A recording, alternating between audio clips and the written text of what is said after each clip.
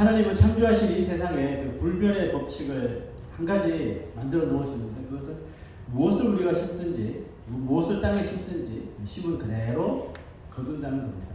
그 보리를 심으면 보리 씨앗을 심으면 보리가 나고 또 사과나무를 심으면 사과가 분명히 나도록 하셨습니다. God has established an unchanging law in this created world. Whatever it is sown shall be reaped. If you sow barley seed, you will reap barley. If you plant an apple tree, it will bear apple. 그러므로 무엇을 우리가 얻을지를 결정하는 사람은 거두는 사람이 아니라 누구죠? 뿌리는 사람, 또 나무를 심는 사람이라는 거죠. 사과를 원했기 때문에 사과나무를 심은 것입니다. 무슨 씨인지 모르고 그냥 아무 씨를 심는 농부가 있을까요? Therefore, the one who determines what they will receive is not the one who reaps, but the one who sows the seed and plants the tree. So if they desired the apples, they planted apple tree, of course. But there is no farmer who sows seeds without knowing what kind of seed it is. 흥미로운 점은 이 도덕적인 이런 영역에서도 이 원리가 그대로 작동이 된다는 뜻인데 양심이라는 씨를 우리의 삶 가운데 뿌리는 사람은 뭐 시간이 걸리더라도 결국은 사람들에게 그 양심으로 인해서 인정받는 때가 오지만 비양심적인 이런 씨들을 삶에 뿌리는 자는 결국은 자신이 그 뿌린 것으로 인해서 대가를 치르게 된다는 겁니다. Interestingly, this principle also operates in the moral domain. The one who sows the seed of conscience will eventually receive recognition someday. But the one who sows the seed of dishonesty will face the consequences of their own actions. 자, 이것을 우리가 신앙적으로 생각해 보면 뭘까요? 하나님께서 주신 이 말씀의 씨드를 우리의 삶 속에 부지런히 뿌리는 자는 결국은 그 말씀의 씨드를 뿌린다는 것은 하나님 말씀에 순종한다는 뜻이잖아요. 그래서 그 순종에 대한 그 보상을 받게 되겠지만 크리스찬인데도 마치 넌 크리스찬과 같은 것을 우리가 뿌리고 자기 삶 속에 심는 자는 결국은 그것을 불순종으로 인정받아서 그 불순종에 대한 대가를 얻는 날이 또한 찾아온다는 거죠. When we think about this from a spiritual perspective, the diligent sower of the word will receive the reward of obedience from God, while the one who claims to be a believer but sows the seeds like unbelievers will face the consequences of disobedience. 자, 이렇게 생각하는 사람도 있겠죠. 어떤 사람은 거짓과 속임수를 늘 뿌리고 사는데 자기는 크리스찬이라고 하면서 근데 너무 보니까 너무 잘 사는 거예요. 너무 잘 되는 거예요. 무슨 일을 해도 편안하게 살고 고생 한번 하지 않고 살다가 죽을 때도 보니까 좀 편안하게 죽는 것을 보고 진짜 unfair하다, 화가 난다, 뭐 이런 사람이 있습니다. Some people even think this way. They see some people constantly sowing lies and deception, and yet seem to prosper. They live comfortably without any hardships and even die peacefully, so which angers others. 이런 생각을 한 사람이 있었어요. 성경에서. 누굴까요? 다윗이었습니다. 그래서 시편에 보면 시편 발음이 그러네요. 시편에는 온통 다윗의 불평으로 가득합니다. 그 불평의 원인이 뭐냐고 보니까 악한 자가 진짜 악한 사람인데 너무 뻔뻔하게 잘 살고 있다는 거죠. The one person who held such thoughts was David, King David. So his Psalms 10 is filled with his complaints. The cause of his complaints was the apparent prosperity of the wicked who lived shamelessly. Let's read Psalm 10, 3, 5, and 6. Go. 악인은 그의 마음의 욕심을 자랑하며 탐욕을 부리는 자는 여호와를 배반하며 멸시하나이다.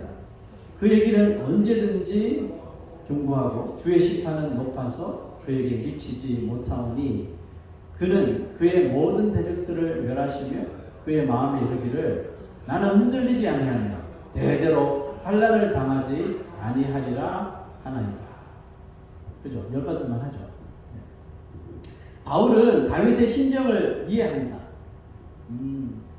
그랬을 거야. 이해하면서 과연 이와 같은 이런 삶을 사는 이와 같은 인생이 그와 같은 인생이 맞이하게 될 결말을 이렇게 말합니다. Paul understood David's feelings and he speaks about the similar outcome that awaits such a life. Romans chapter 1 verse 28 said, Go. 마음에 하나님 두기를 싫어하며 하나님께서 그들을 그 상실한 마음대로 내버려 두사 합당하지 못한 일을 하게 하였으니. 자, 성경은 이것을 하나님의 심판이다 이렇게 말합니다. 여러분 이것이 왜 무서운 심판인 줄 아세요? 부자와 거지 나사로 비유하시죠.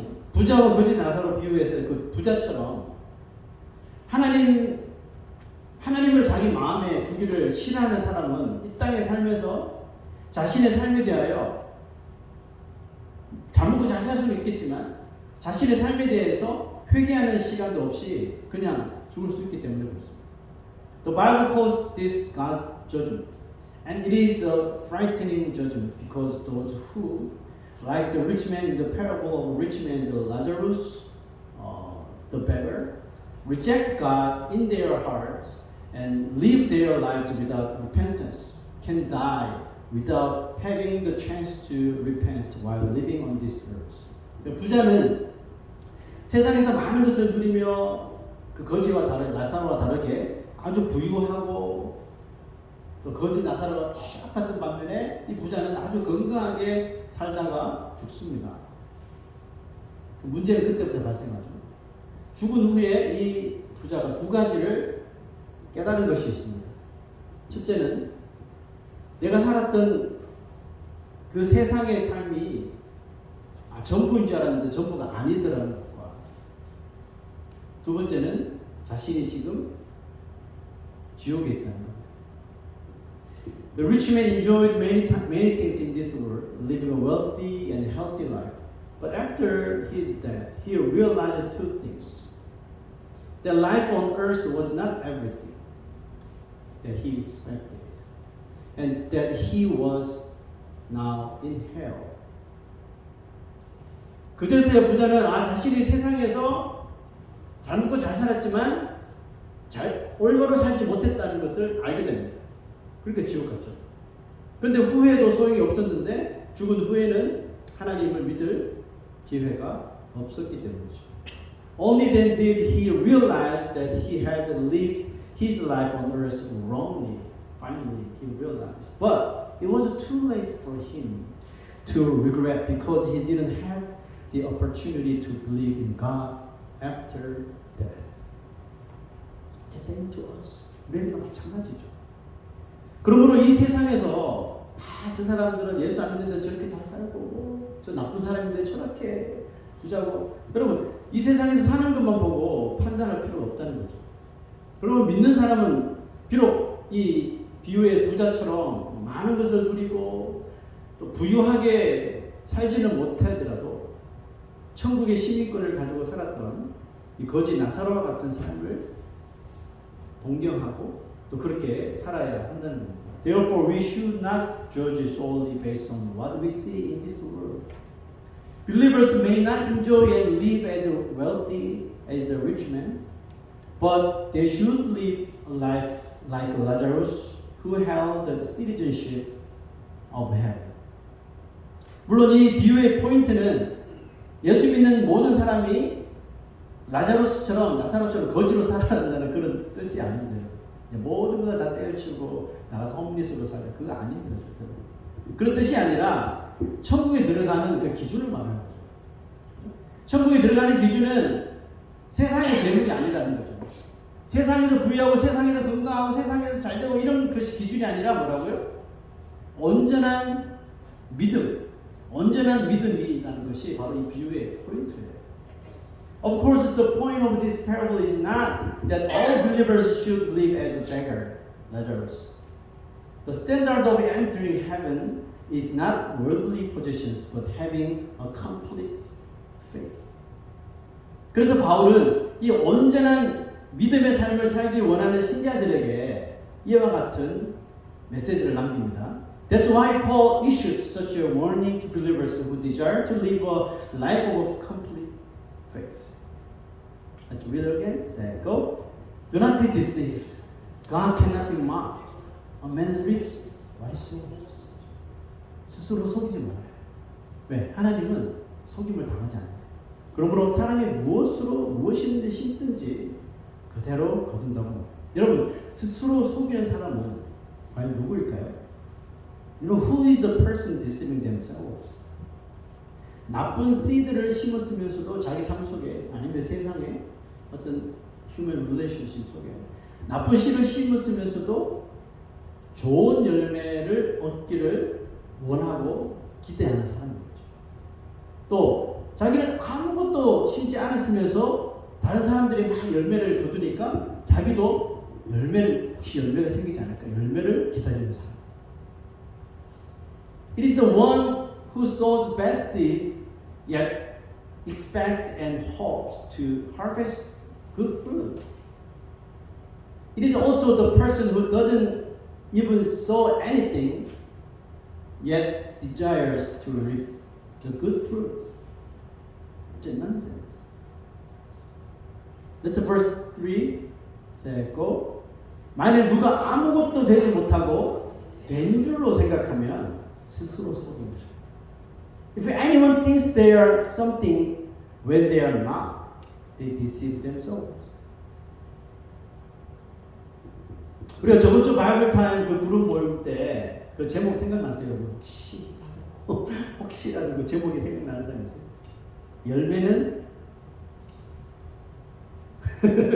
열매는 진실하다. 그렇죠? 열매는 진실이다라고 배웠죠. 자신이 아무리 좋은 열매를 기대하더라도 하나님은 그 사람이 심은 딱 그것만을 거둬들일 수 있도록 하신다는 거죠. During the last Bible time group meeting, we learned that the fruit is truth. No matter how much one expects good fruit, God will only harvest what that person has sown. 자, 바울은 이제 구체적으로 신자들이 무엇을 심어야 할지, 무엇을 인생에서 심지 말아야 할지를 구체적으로 알려줍니다. Now Paul specifically informs the believers of what they should not sow and what they should sow. Next verse. Say, go. 자기의 육체를 위하여 심는 자는 육체로부터 썩어질 것을 거두고 성령을 위하여 심는 자는 성령으로부터 영생을 거두리라. 여러분, 자기의 육체를 위하여 심는 것이 여러분 뭘까요? 여러분, 자기의 육체를 위해서 뭘 심습니까? 여기서 자기 육체를 위해 심는다는 것은 우리가 인생에서 심는 이 씨는 오늘 성경에서 말하는 대체로 우리의 생각 아니면 우리의 행동이겠죠. 어떤 생각을 가지느냐, 그래서 어떤 행동을 하느냐, 이게 우리가 날마다 심는 씨드입니다. 그러므로 자기의 육체를 위해 심는다는 의미는 우리의 생각과 또 우리의 행동을 자신의 육체가 원하는 대로 고스란히 넘겨주는 것을 의미하는 겁니다. What is sown for one's own flesh? The seeds we sow in life generally consist of our thoughts and actions. Therefore, sowing for one's own flesh means surrendering our thoughts and actions to what our flesh desires.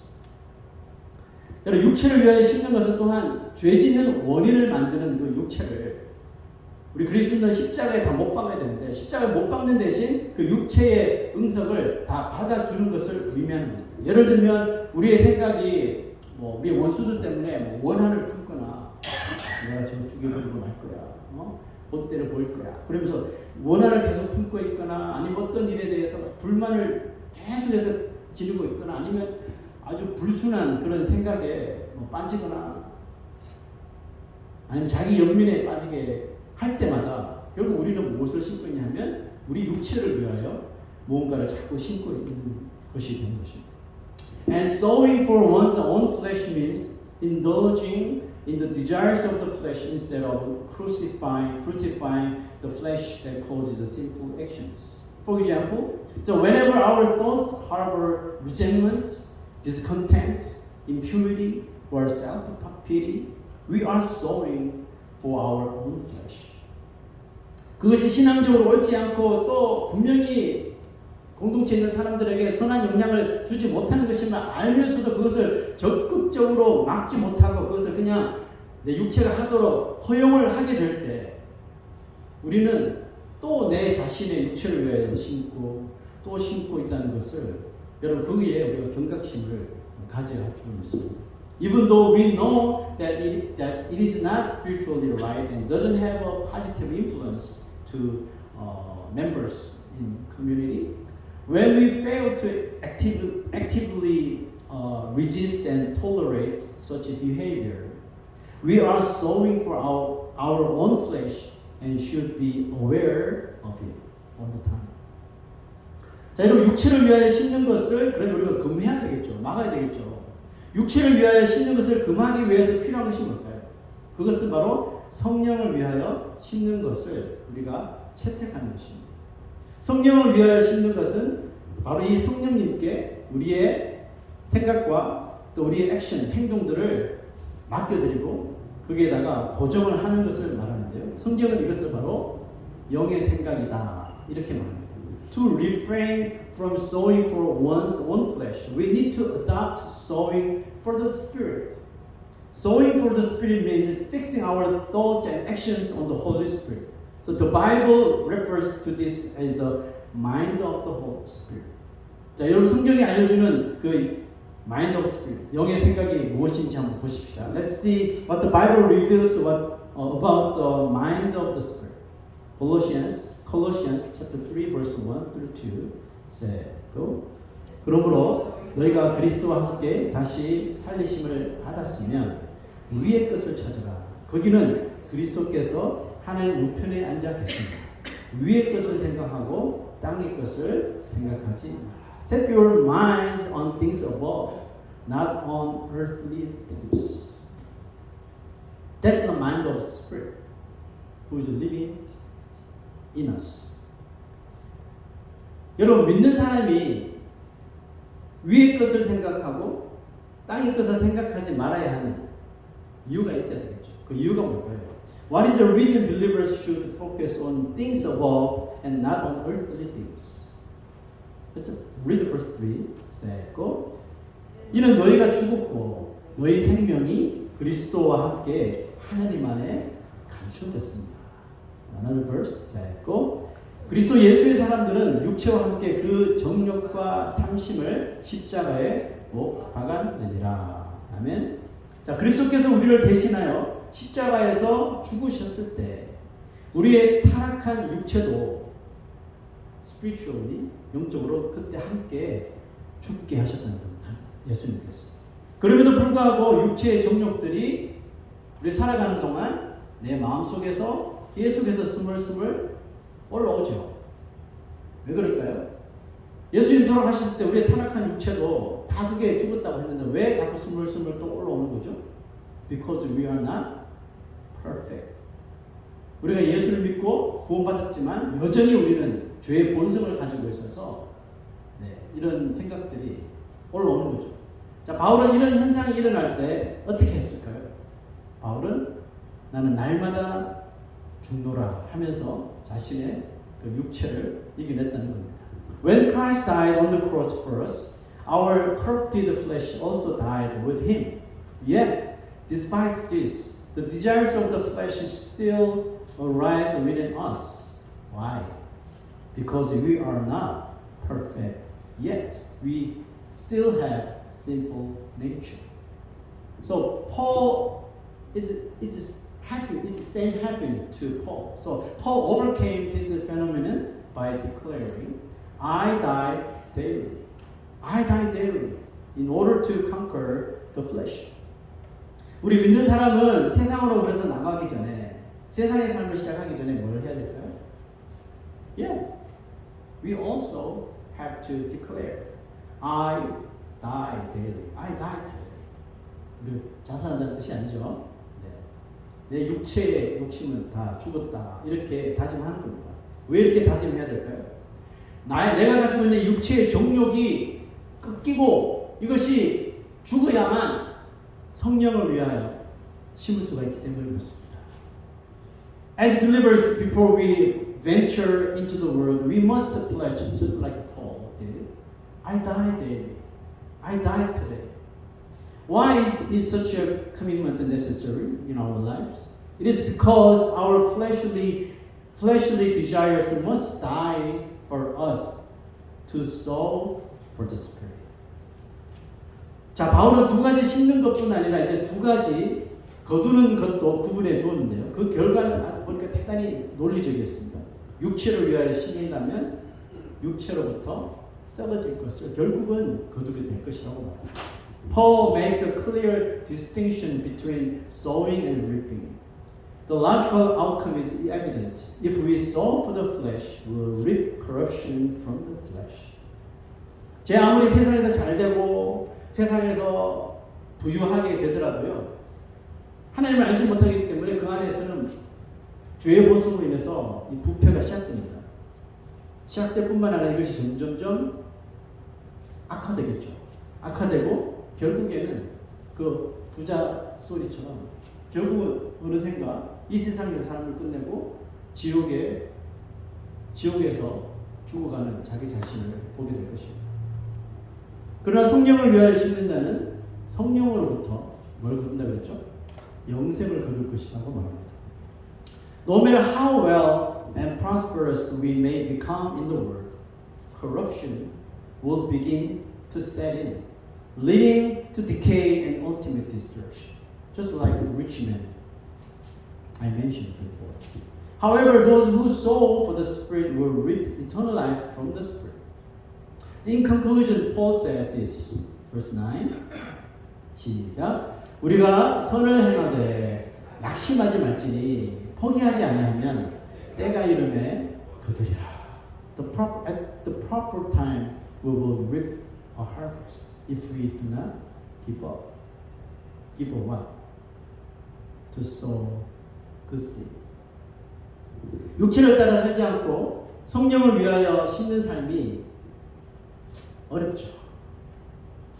자기 자신의 육체의 이 욕망을 날마다 죽인다는 것은 어렵습니다. 하지만 그럼에도 불구하고 끝까지 그 길을 따라가고 끝까지 고수하는 자에게는 영생을 거두는 이 기쁨이 결국은 우리에게 다 주어지게 될 것이라는 겁니다. Living a life that does not follow the desires of the flesh, but sowing for the Spirit can be challenging to all of us. Right? However, to those who steadfastly adhere to this path, the joy of reaping eternal life will be granted someday. Amen? Yes. 오늘 우리가 성령을 위하여 심었다고 내일 성령의 열매를 찾으려고 하지 마십시오. 오늘 선한 일을 하나 했다고 그 일에 대하여 내가 누구에게 보상받으려고도 하지 마십시오. 오늘 씨를 뿌리고 내일 열매를 기다리는 농부가 있을까요? 그런 농부는 자기에게 없는 농부죠. If you sow for the Spirit today, do not expect to immediately see the fruits of the Spirit tomorrow. It's nonsense. Do not seek rewards for the good deeds you did today. There is no farmer who sows seeds today and expects to harvest fruits tomorrow. 그러니 오늘 우리는 뭘 해야 될까요? 우리는 매일처럼 오늘 내가 무엇을 심으면서 살아야 될까? 오늘 내가 내 인생 가운데 무엇을 심을지를 먼저 결정하고 하루를 시작하는 거예요. 오늘 내가 뭘 심을까? 오늘 분명히 또 어제 그 사람도 또 만날 텐데 오늘 내가 어제는 정말 안 좋은 씨들을 심었는데 오늘 또 안 좋은 씨들을 심어야 될까? 말씀 보니까 그게 안 되네. 그래 오늘 한번 좋은 씨들을 한번 심어볼까? 결정을 하고 시작하시죠. 허둥지둥 되면서 급하게 하루를 시작하면 다 망치게 됩니다. 그죠? 오늘 내가 무엇을 심을지 결정을 하고 살아야 합니다. 여러분 얼마나 시간이 빨리 갑니까? 정말 날아다니죠 시간이. 얼마나 시간이 빨리 가는지 모릅니다. 그러므로 우리가 생각하고 살아야 돼요. 생각하십시오. 영의 생각으로 생각하고 행동하고 하나님 나라에 합당한 믿음의 이 씨앗을 많이 이 세상 가운데, 우리 삶 가운데 뿌리시기를 주의 이름으로 축원합니다. So today we must decide. No, every day we have to decide before we begin our lives every day what to sow and how to live today. We must think about it first. Time passes swiftly, and we do not know how quickly it goes. Please consider this carefully. Okay? I hope we can all think and act with the mind of the Holy Spirit, sowing abundantly the seeds of faith worthy of God's kingdom. Amen. 8월 한 달 동안 우리는 이 갈라디아서 6장 7절에서 8절을 암기할 겁니다. 매일 우리는 이 성경 구절 한 번씩 암기하면서 오늘 내가 무엇을 심어야 될까? 오늘 내가 어떻게 살아야 될까? 또 무엇을 내가 기대하며 살지? 여기에 대해서 한 번씩 하루에 한 번씩 확인해 보는 그런 시간을 가지면 좋겠습니다. For this month, we are going to try to memorize the Galatians chapter 6, verses 7 and 8. Okay, so while we are memorizing, we're thinking, what do I have to sow in my life today, and how to live in this world, in this corrupted world. How do I live, and what am I expecting in this world? Okay, so every day when you're memorizing this verse, and think about it, and check what you're doing. 우리 다 같이 이 구절을 한번 읽고 우리 말씀을 마치겠습니다. Let's read this verse again, and I'm closing my sermon. Say, go. 스스로 속이지 말라. 하나님은 업신여김을 받지 아니하시나니 사람이 무엇으로 심든지 그대로 거두리라. 자기 육체를 위하여 심는 자는 육체로부터 썩어질 것을 거두고 성령을 위하여 심는 자는 성령으로부터 영생을 거두리라. 아멘. Okay, just take a moment. Let us pray. Just think about that. What kind of seed you sown before? 우리가 지금까지 살아가면서 우리는 어떤 씨들을 심으면서 살아왔는지 생각해 보았으면 좋겠습니다.